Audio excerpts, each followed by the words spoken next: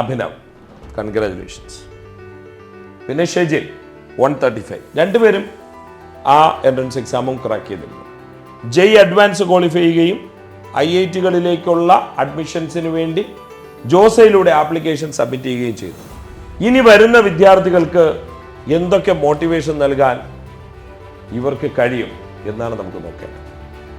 ഒരു അധ്യാപകൻ എന്നുള്ള നിലയിൽ എനിക്ക് തോന്നിയ ഒരു ഫീലിംഗ്, അത് പറഞ്ഞറിയിക്കാൻ കഴിയാത്തതാണ്.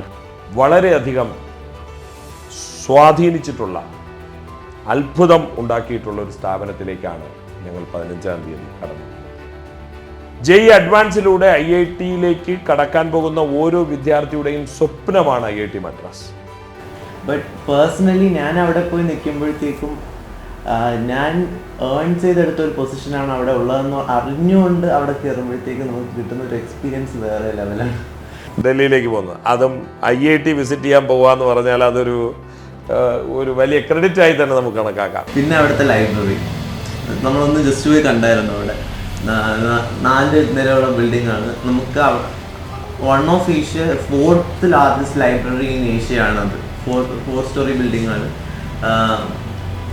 അല്ലേ. പക്ഷെ നിങ്ങൾ ബസ് സർവീസ് അല്ല യൂസ് ചെയ്തത്, പകരം ഇലക്ട്രിക് സ്കൂട്ടേഴ്സ് ആയിരുന്നു അല്ലേ. IIT ഡൽഹിയുടെ ഫ്രണ്ടിൽ നിന്നുകൊണ്ട് ഒരു ഫോട്ടോഗ്രാഫ് ഞാൻ ശ്രദ്ധിച്ചു.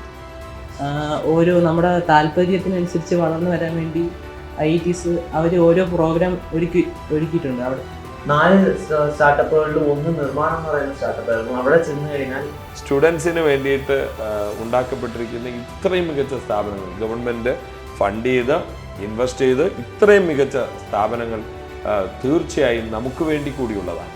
നിങ്ങൾ ഗ്രാമത്തിലുള്ള വിദ്യാർത്ഥികളായിക്കോട്ടെ, if you are from village you can crack this exam very easily.